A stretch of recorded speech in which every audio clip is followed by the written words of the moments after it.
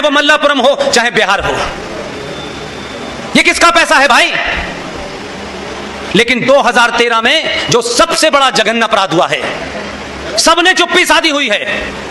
मैं कहता हूं अगर अभी भी नहीं बोले तो आपकी पीढ़ी जितने सख्त अल्फाजों के साथ 47 में जिसने अपराध किए हैं, आज लोग उनकी कब्रें खोद रहे हैं।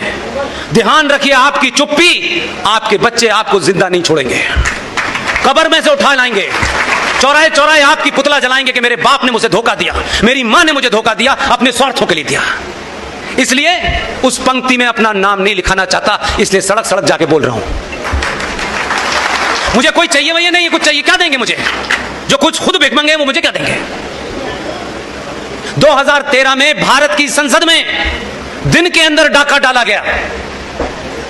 आज सवाल पूछ लो तो लोग कहते हैं ये हमें पता नहीं है, तो आपको फिर जिंदा रहने का अधिकार भी नहीं है कि अगर आपके मरने का कफन तैयार कर दिया गया, सबके सामने किया गया।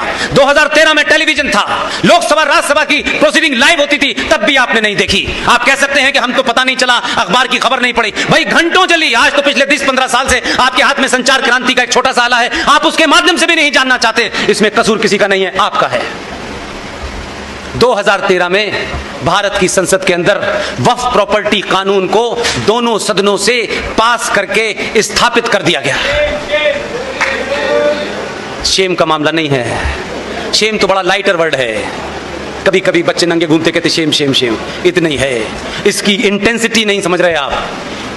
वक्फ प्रॉपर्टी कानून का सेक्शन 40 एक सेक्शन बता रहा हूं मैं, सेक्शन 40 वक्फ प्रॉपर्टी कानून 2013। ये बड़े बड़े मठ, ये बड़े बड़े अखाड़े, ये बड़े बड़े ट्रस्ट, ये मंदिर, ये कोठियां, 5 कारें, 4 बीघे में मकान, 20 बीघे में फार्म हाउस आपका नहीं है।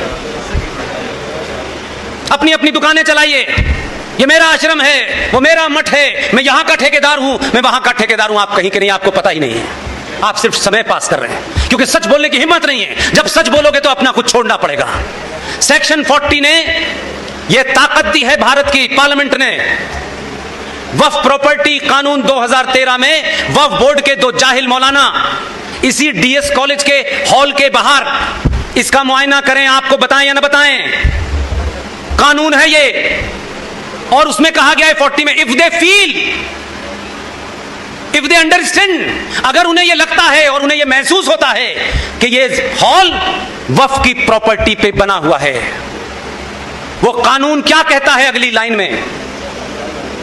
वो 2 बेवकूफ किस्म के मौलाना जो यहां जाएं और कहें कि ये डीएस कॉलेज का हॉल जो है ये वक्फ प्रॉपर्टी पे बनाए, हम ऐसा मानते हैं, ये कानून कहता है।